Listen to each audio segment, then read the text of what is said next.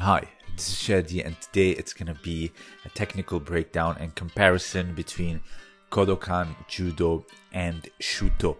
Recently I've talked about the history, how it was all founded by Karl Gotch, and how it went to Japan and took on some Judo technique and characteristics, and this is why this episode, in my opinion, is very interesting. It's very much like a beautiful marriage between catch as catch can and Judo technique wise, so diving deep into the ground aspect is going to be very important. And at the same time, I was able to find some old school Judo characteristics that are maybe somewhat lost, and in Shooto they are pretty much alive. So we will first go through the rules, because obviously the rules create expressions, and then go deep into the ground aspect. So without further ado, if you know a thing or two about Judo, you would know that the ippon is everything. So Judo, the match takes place in a 10 by 10 meters square match. The match lasts 4 minutes. The ippon is absolutely everything. If it's a tie, the match will go into golden score, where you can lose by accumulating 3 penalties, a total, and winning by either wazari or ippon, as you see here. This is a wazari, where the throw is very clean, but they happen to land on their side, or the throw cannot be as much as controlled, but they land flat on their back. You can also win by kansetsu waza or arm locking techniques. You can either win also by chokes. Gi chokes are very much preferred in Judo. Here you see, after it scored the wazari, the match did not end, and thus he continued with newaza on the ground and finished with a choke. And finally, of course, one of the favorite ways to finish a fight on the ground for judokas is with the pin. The pin is 20 seconds and it's ippon. 10 seconds, between 10 and 19 seconds. If they manage to get out, it's wazari.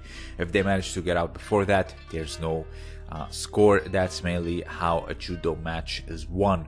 So you have the throw clean, controlled, and flat on their back and shoulders, it's a ippon.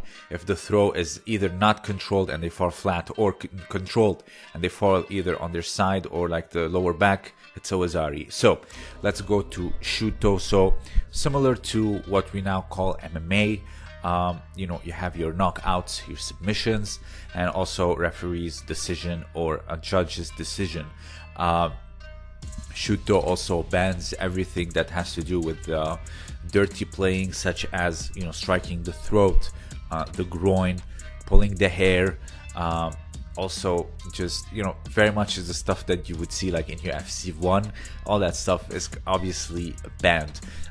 Now, when it comes to time limits, you have several types of rounds between amateur and pro. You have the class D amateur, where it is 2 rounds of 2 minutes, which is very good in my opinion for the safety of the players that are coming up. 2 rounds of 2 minutes with headgear. You have the C minus class, same thing, where you have 2 rounds of 3 minutes with headgear. Then you have the C plus class of amateur, where it is 2 rounds of 3 minutes. And then we go to the amateur. You have 2 rounds of 5 minutes, and then the class A, which is the highest, which is 3 rounds of 5 minutes. Obviously, neck cranks, leg locks are allowed, and also since 2008, hitting the back of the head became prohibited. So this is mainly the rules. So very much like MMA, you have your KOs, you have your submissions on the ground, and of course you have your decision. So again, very similar to MMA, but you see the culture of MMA or UFC in particular, you see a lot of wrestling and BJJ being done, while here you would see a lot of catch and Judo. And here we're gonna go to clips by Yori Nakamura, and we will see how it really is a marriage between Judo and catch. So here, let's check out this demonstration of Yori Nakamura, which is easily the greatest legend in Shooto. So here you see he's demonstrating wrist locks, udegarami, all types. But now he starts to switch, and here, grabbing the head or any types of headlocks on the ground are very big in both catch and judo. There is keizagatame, chest compression.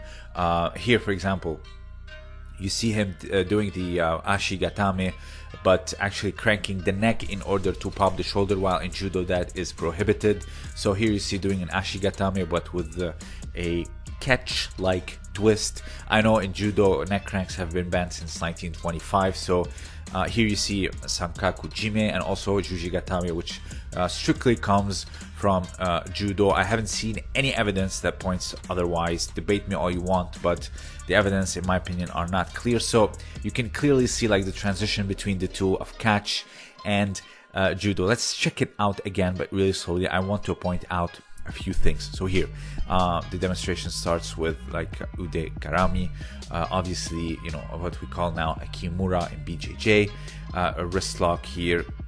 Old wrist locks in judo can be still be found in kata, or old rules before the 20th century, so it's not really worth mentioning unless it's kata. So here, pulling on the neck, cranking the neck, and at the same time doing a ude garami, and here doing these chest compressions, headlocks. I know headlocks are not very prevalent in BJJ, and I've discussed that in the past. Not saying that keizagatame or the scarf fold does not exist.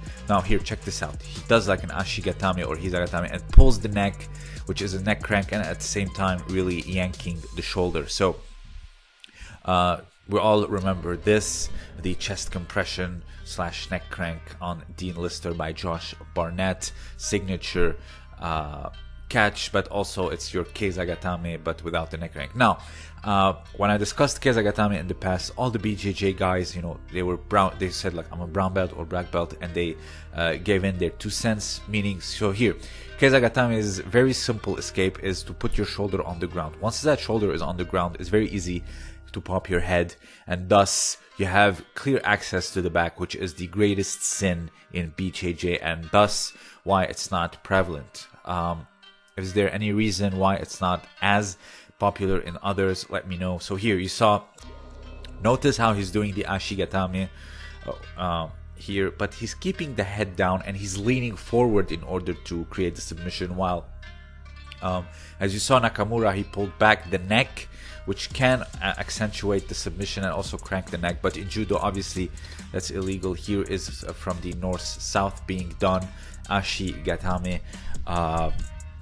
So as you just saw, like Nakamura, how he was transitioning between these submissions and creating double submissions, it was like a very beautiful marriage between the two, like I said, and also demonstrating strictly judo submissions like the triangle and the armbar. So let's go to Leglock, because I did see something that really caught my attention.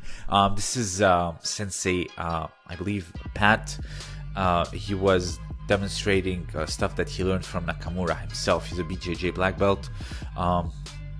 He talks about Shooto style leg locks. Now, I know in Jiu-jitsu, you know, single leg X, honey hole, saddle, 50-50, it's all stuff that are meant to keep everything tight and really, as John Danaher says, you know, winning the quote-unquote ashigarami battle.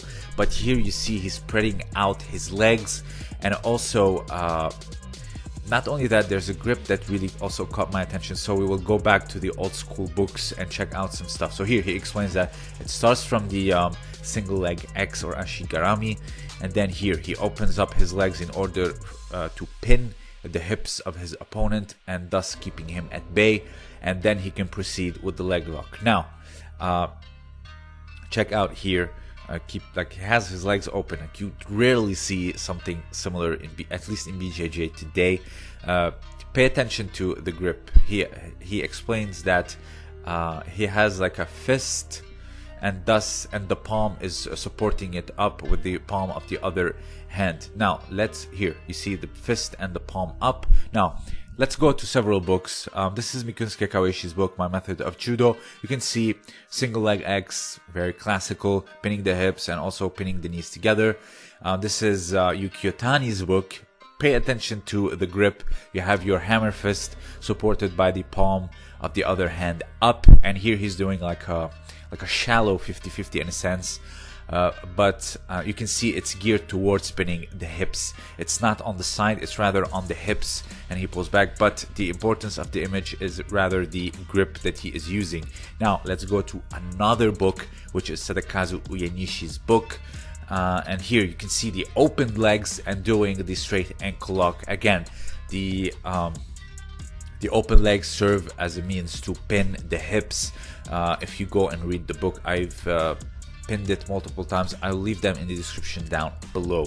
So you can see these are like really old school aspects that you don't see much in BJJ, because I know, keeping everything tight, you want the probability of winning the match. Obviously here you can do a lot of things to escape, but at the same time this is one of the oldest and most I would say it's still very much effective if you know what you're doing, keeping the legs open, and you can still win some type of an ashigarami battle, because it would be, in my opinion, unexpected. But nonetheless, what caught my attention is that it can be found in these old school books. These are 3 books, and you saw there is all types of details that you saw Pat demonstrating the stuff that he learned from Nakamura himself. So I really love that these old school details are not dead, basically. Still someone's doing them. Shooto kept them alive. So this is something that really is, I don't know if they are in CACC. If they are in CACC, please let me know down below. But these are books that step back from like 1906 and 1905. This is how old they are. So if you have anything else to add, please let me know down below. Also, consider supporting me on Patreon. I post once a week for the patrons only. And also, please do not forget to check out Josh Simon's shop and website for articles, and of course his shop for historical t-shirts. If you have anything else to add, let me know down below. This was Shadi, and as always, thank you for listening.